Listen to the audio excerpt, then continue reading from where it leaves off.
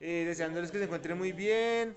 Gracias a la Universidad Libre y al colegio por su donación de panela para nuestras personas mayores.